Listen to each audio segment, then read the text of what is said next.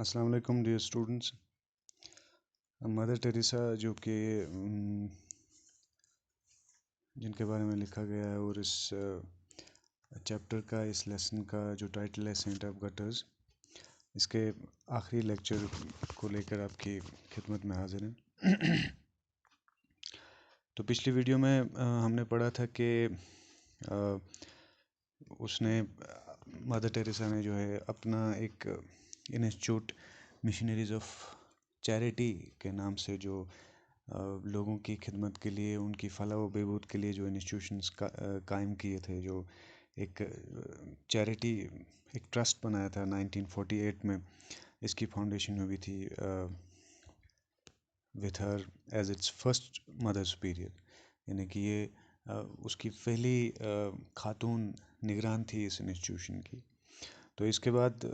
इन्होंने क्या किया, now she gave up her nun's habit and dressed in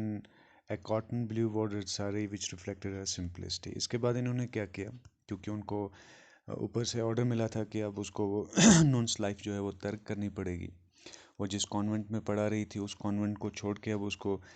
उसने इरादा कर लिया था कि वो गरीबों के बीच में रह के गरीबों की मदद और उनकी खिदमत करेगी, उन गरीब बीमारों की तीमारदारी करेगी। अब उसने वो नून्स हैबिट, जो वो उसकी वो रायवाना आदतें थी कि स्कूल में पढ़ाना और वहाँ पे लोगों तक जो अपने भलाई के काम थे जो वो पहुँचाना, जो उस एक रिलीजियस ऑर्डर हुआ करता था रिलीजियस वुमेंस का, वो आदतें इन्होंने छोड़ी और अब ये ब्लू रंग की कॉटन साड़ी इसने पहनना शुरू किया, जिस तरह हिंदुस्तानी औरतें उस वक्त पहनती थी, विच रिफ्लेक्टेड हर सिंपलिसिटी, जो उसकी सादगी को एक तरह से जाहिर करती थी, विच शोड हिज मॉडेस्टी, विच showed his simplicity. Reflected means showed, दिखाना, जाहिर करना, सिंपलिसिटी मीन्स सादगी। She wanted to look like the poor Indian women who dress similarly with their heads covered by the sari। तो वो जो है वो एक हिंदुस्तानी गरीब औरत दिखना चाहती थी, या उसकी तरह दिखना चाहती थी, जो बिल्कुल इसी तरह से साड़ी से अपना सर जो है वो ढके रखती थी, यानी सर पे साड़ी रख के उसको ढकती थी। उसके बाद she set up Nirmal Hriday home and hospices for the poor, the orphans and the dying. उसके बाद उसने एक और एक तरह से एक इंस्टीट्यूट बनाया, एक तरह से एक लोगों की खिदमत के लिए एक इदारा कायम किया, और उसका नाम था निर्मल हेरिडे होम एंड हॉस्पिसेस। यानी कि एक जो hospices means a home providing care for the sick and ill, यानी कि एक तरह का हॉस्पिटल, एक तरह से एक तरह का नर्सिंग होम या इंस्टीट्यूशन भी हम इसको कहेंगे, मरीज़ खाना हम इसको कह सकते हैं, उन्होंने कायम किया गरीबों के लिए, उनकी खिदमत के लिए, ऑर्फन्स के रहने के लिए, जो यतीम बच्चे थे उनके लिए, जो डाइंग थे, जो उस वक्त बीमार थे और मरने की हालत में थे, उनकी खिदमत के लिए, उनकी हॉस्पिटलिटी के लिए, उनकी तीमारदारी के लिए उन्होंने ये हॉस्पिटल या ये नर्सिंग होम या ये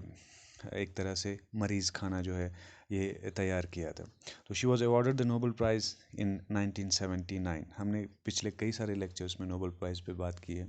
कि उसको नोबल प्राइज़ जो है वो 1979 में दिया था उसकी आउटस्टैंडिंग कारकर्दगी पे, यानी कि एक पीस प्राइज़ होता है, given on the name of Alfred Nobel. एक अनेवल इंटरनेशनल अवार्ड होता है जो कि एक स्वीडिश केमिस्ट और एक इंजीनियर और एक इंडस्ट्रियलिस्ट के नाम पे दिया जाता है, और इसकी इस्टेब्लिशमेंट जो है 1895 में हुई थी। एंड इट्स अवॉर्डेड फॉर, यानी Nobel prize is awarded for outstanding contributions in chemistry, physics, literature and peace etc। तो इस चीज़ के लिए लोगों की खिदमत करने के लिए और एक तरह से इस आउटस्टैंडिंग और एक्स्ट्रा ऑर्डिनरी गैर मामूली कंट्रीब्यूशन के लिए 1979 में इन्हें नोबल पीस प्राइज़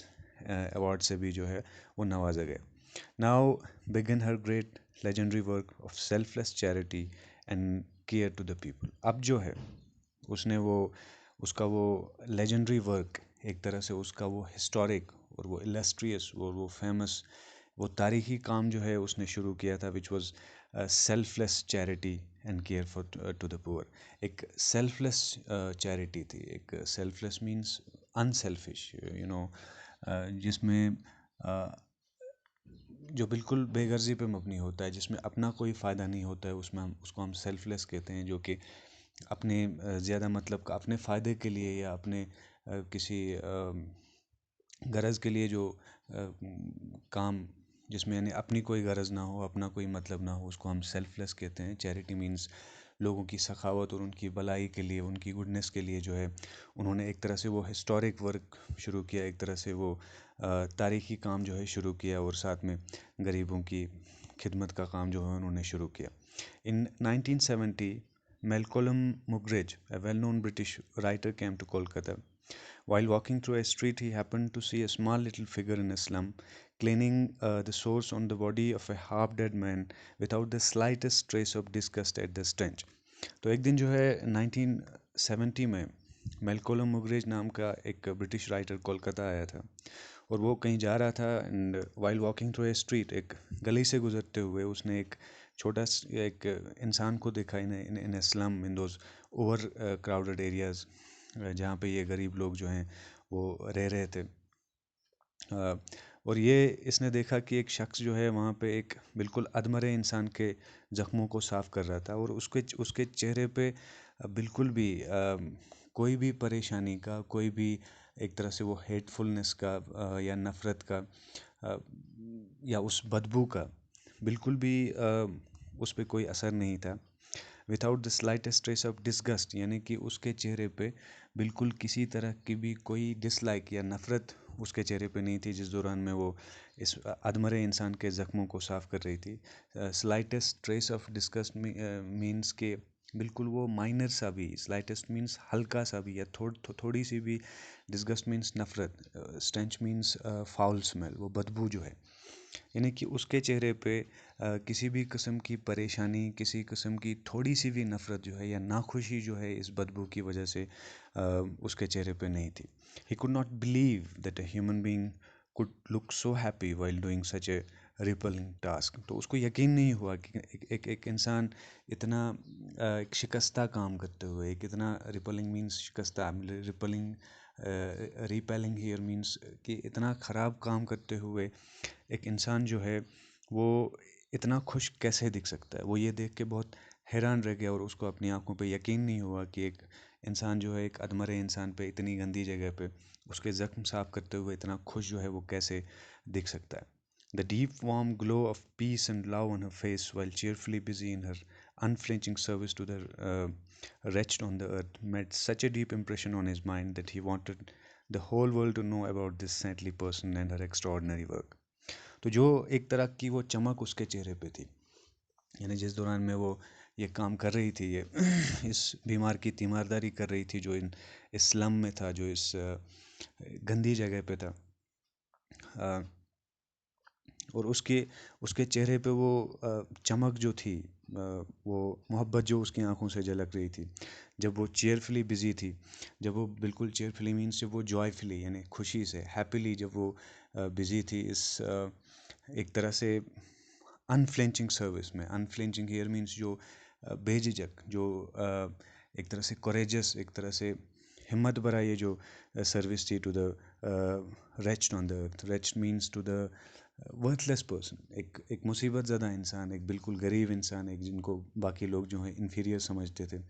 उनकी खिदमत करते हुए उसके चेहरे पे जो है वो चमक थी, उसके चेहरे पे खुशी थी, और चेहरे से लग रहा है कि ये काम जो है उसको बहुत अच्छा लगता है और उसको बड़ा मज़ा आ रहा है। तो ये जो राइटर था मेलकोलम मुगरिज, इस काम की वजह से वो इसके दिमाग पे इतना गहरा इम्प्रेशन पड़ा, इतना गहरा इन्फ्लुएंस हो गया, एक इम्पैक्ट, एक असर इसके दिमाग पे पड़ गया, कि वो अब चाहता था कि इस सेंटली पर्सन और इसके गैर मामूली काम से जो है सारी दुनिया वाकिफ़ हो जाए, यानी सारी दुनिया को पता लगे कि दुनिया में एक ऐसा इंसान है जो इतना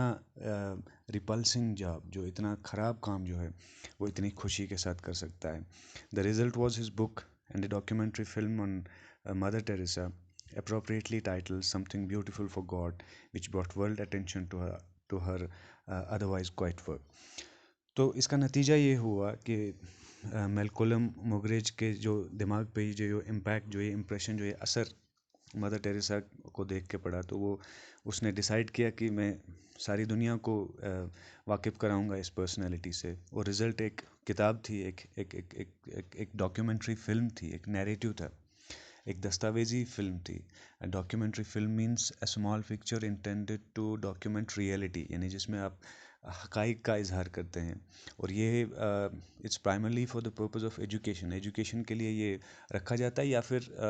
for the maintenance of historical record, यानी कि एक तारीखी रिकॉर्ड रखने के लिए ये दस्तावेजी फ़िल्म बनाई जाती है। और उन्होंने किताब लिखी थी जो कि बिल्कुल अप्रोप्रिएटली टाइटल्ड थी, जिसका उन्वान बड़े मौजू अंदाज में, बड़े सूटेबली, बड़ा रेलेवेंटली, यानी कि मुनासिब तौर पे इसका टाइटल जो है, इसका उन्वान एक तरह से रखा गया, समथिंग ब्यूटीफुल फॉर गॉड, खुदा के लिए कोई खूबसूरत चीज़। बहुत ही अप्रोप्रिएट टाइटल था इस किताब का, जिसकी वजह से मदर टेरेसा के वो अदरवाइज़ खामोश काम को, यानी जिसके बारे में कोई जानना नहीं चाहता था, जिसकी तरफ किसी का ध्यान नहीं था, उसको वर्ल्ड अटेंशन मिल गया। वो सारी दुनिया में उसके चर्चे होने लगे, और सारी दुनिया ने इस पर्सनैलिटी के बारे में जाना। बिफोर हर डेथ इन 1997, तो 1997 में अपनी वफ़ात से पहले जो है, क्योंकि वो हिंदुस्तान में ही मरी थी, कोलकाता वेस्ट बंगाल में ही, 1997 में। तो मरने से पहले she oversaw the opening of branch of her missionaries of charity. तो ये जो एक इंस्टीट्यूट, एक ऑर्गेनाइजेशन इन्होंने कायम की थी, मशीनरीज ऑफ चैरिटी। तो मरने से पहले इन्होंने इन मतलब इन इस इन इंस्टीट्यूशंस की कई ब्रांच खोलने में निगरानी की, यानी उन्होंने काफ़ी सारे ब्रांच जो हैं अलग अलग ममालिक में गरीब से गरीब तर लोगों की खिदमत के लिए जो हैं, उन्होंने उनको ओपन करने में या उनको इस्टेब्लिश करने में जो है उनकी निगरानी की, in number of countries to continue her work among the poorest of the poor. और इसका मकसद ये था कि उनकी मौत के बाद भी उनका ये जो चैरिटी का काम है, उनका ये जो लोगों की भलाई का या उनके कंपैशन का, उनके लिए काइंडनेस का जो सिलसिला जो है, ये उनके मरने के बाद भी उनके नाम पे जो है वो जारी रहना चाहिए। Mother Teresa used to say that one must give love till hurts. उनका कहना था कि एक इंसान को तब तक प्यार करते रहना चाहिए दूसरी मखलूक के साथ, जब तक वो प्यार जो है वो हद से ज़्यादा ना हो। यानी कि अगर उस प्यार की वजह से कोई अनकंफर्टेबल होता है, किसी को तकलीफ़ होने लगती है, तो वहाँ पे बंद किया जा सकता है। लेकिन अक्सर ये देखा जाता है कि अगर हम किसी के साथ ऑन कांस्टेंट बेसिस, हम मैं उसको सेल्फलेस लव कहूँगा, कि अगर हम किसी के साथ करेंगे तो वो हर्ट नहीं होगा। लेकिन अगर अब किसी को अच्छा नहीं लगता, तो वहाँ पे हम उसका दूसरा तरीका भी ढूंढ ढूंढ सकते हैं। She was truly a saint of our times. वो सचमुच में हमारे वक्त की या हमारे ज़माने की एक सूफ़ी संत इंसान थी। उसने बहुत ही नाचीज़ लोगों को, और बहुत ही एक तरह से वो तर्कशुदा लोगों के लिए उनको उनको उनकी हिम्मत बंधाई, और उनकी हमेशा जो है खिदमत की। मदर टेरेसा यूज्ड टू से that one must give love till it hurts. She was truly a saint of our times who brought comfort to the destitute, gave care to those who had no one to care for them, and made the most insignificant and unwanted human feel that God, through the agency of Mother Teresa, remembered him. तो mother Teresa सचमुच में अपने वक्त की जो है एक सूफ़ी संत थी, एक बहुत ही बुज़ुर्ग थी, एक बहुत ही नेक इंसान थी। तो उन्होंने जो है she brought comfort to the destitute. उन्होंने उन destitute means down and out, जो बहुत गरीब लोग होते हैं, जो बहुत मुफलिस होते हैं, जो बहुत आजिज़ होते हैं, जो एक तरह से बहुत मोहताज होते हैं, उनको उन्होंने अपनी ज़िंदगी के दौरान में आराम दिया। Gave care to those who had no one to care for. और वो जो तर्कशुदा लोग थे, जो वो छोड़ दिए गए लोग थे, यानी जिनकी तरफ किसी का ध्यान ही नहीं जाता था, उन्होंने उनके बारे में ख्याल किया। And made most insignificant and unwanted human. Insignificant means unimportant, जो बिल्कुल नाचीज़ हो, जो बिल्कुल हकीर हो, जो बिल्कुल बेमानी हो। अनवांटेड मीन्स रिजेक्टेड, जिसको लोगों ने तर्क किया हो, जो गैर अहम हो, यानी जिसकी तरफ किसी का ध्यान ही नहीं था। तो ऐसे इनसिग्निफिकेंट और ऐसे अनवांटेड